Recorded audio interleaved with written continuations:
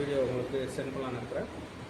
ஆக்சுவலாக oral hygiene ஏன் need அப்படின்னா, ஓரல் ஹைஜீன்னா இப்போ ரிலேட்டட் டு நம்ம ஹெல்த்து. அதாவது ஓரல் வந்து என்னன்னு சொல்லுவோம்னா, மிரர் ஆஃப் ஒரு ஓரல் கேவிட்டிஸ் மிரர் ஆஃப் ஒரு ஹெல்த் அப்படின்னு சொல்லுவோம். ஸோ எப்படின்னா உங்கள் வாயை வச்சு உங்களோட ஹெல்த் கண்டிஷன் எப்படின்னு நம்ம சொல்லிடலாம். இப்போ வந்து இங்கே ஓரல் ஹைஜீன் பார்த்தீங்கன்னா, ஓரல் பார்த்தீங்கன்னா related to diabetic, related to cardiac disease, related to other systemic disease. எப்படி சார் அப்படின்னு சொல்லலாம். ஸோ இப்போ ஓரல் இப்போ வந்து நம்ம வாயில் ஈரில் வந்து அழுக்கு சேரும் போது என்ன ஆகும்னா, இப்போ வந்து ஈர் இன்ஃபெக்ஷன் ஆகும்போது அது மூலமாக என்ன ஆகும்னா டயபெட்டிக்.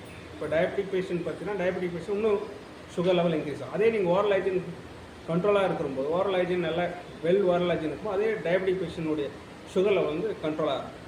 ஸோ என்ன டூ-வே ரிலேஷன்ஷிப்னு சொல்லுவோம் நாங்கள் ஆக்சுவலாக டயபெட்டிக்கும் அந்த ஓரல் ஹைஜீனுக்கும். அதே மாதிரி cardiac most of the cardiac relations வந்து த்ரூ ஓரல் ஹைஜீன் வழியாகவும் உங்களுக்கு காசஸ் இருக்குது. அது எப்படின்னா நம்ம ஓரல் ஹைஜீனில் இருக்கிற அந்த பாக்டீரியாவில் வந்து த்ரூ த பிளட் ஸ்ட்ரீம் வழியாக போயிட்டு எண்டோகார்டியஸ் லீசனும், அதாவது ஒரு சிஸ்டமிக் டிசீஸும் வரத்துக்கு வாய்ப்பு இருக்குது. அதனால தான் நாங்கள் என்ன சொல்கிறோம்னா, இந்த ஓரல் ஹைஜீனை வந்து நல்லா மெயின்டைன் பண்ணணும்னு சொல்கிறோம். ஓரல் ஹைஜீன் மெயின்டைன் பண்ணுறதுனால டூத் வந்து லூஸ் ஆகாமல் பார்த்துக்கலாம், அதுக்கப்புறம் கேவிட்டி வராமல் பார்த்துக்கலாம். ஸோ டூத் லாஸ் ஆச்சு. ஸோ அதான் என்ன ஆகுதுன்னா டூத் லாஸ் ஆகும். டூத் லாஸ் ஆச்சுன்னா என்ன ஆகும், நம்மளால் சீவ் பண்ண முடியாது, சரியாக பேச முடியாது.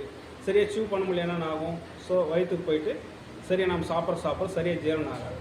ஸோ அது மெயின் திங். சரியாக ஜீரணம் ஆகலைன்னா தேவையான வயிறு ப்ராப்ளம் வரும், கேஸ்ட்ரைட்டிஸ் அது மாதிரி உங்களுக்கு ப்ராப்ளம் வரும். ஸோ அதனால் வந்து மெயின் வந்து ஓரல் ஹைஜீனை வந்து மெயின் யூஸ்வலாக எவ்ரி 6 months எவ்ரி பேஷண்ட்ஸ் வந்து எவ்ரி 6 months செக் பண்ணணும், ஓரல் கேவிட்டி க்ளீன் பண்ணணும்.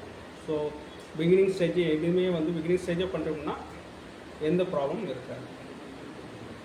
போதுங்களா அப்படின்னா, எப்போ டூத் எரப்ஷன் ஸ்டேஜ்லேருந்தே நீங்கள் வந்து டூத் இப்போ குழந்தைங்க இந்த குழந்தைங்களுக்கு வந்து சரியாக ப்ரஷ் பண்ண முடியாது. அந்த மாதிரி டைமில் பேரண்ட்ஸ் வந்து பார்த்திங்கன்னா உங்களுக்கு வந்து இப்போது அவங்களே யூஸ் பண்ணலாம். ஒரு காட்டன் காசு மாதிரி இருக்கும், அது அவங்க கையில் விரலில் சுற்றிட்டு அவங்களுக்கே டீத் க்ளீன் பண்ணி விடலாம். ஸோ பாட்டில் வந்து பாட்டில் ஃபீடிங் இருக்கும் எல்லாமே.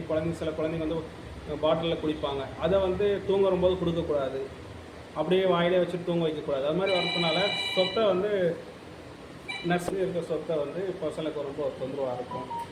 ஸோ ஈவன் டீத் எரப்ஷன் ஸ்டேஜ்லேருந்தே நீங்கள் மெயின்டைன் பண்ணலாம் குழந்தைங்களுக்கு. தேங்க்யூ.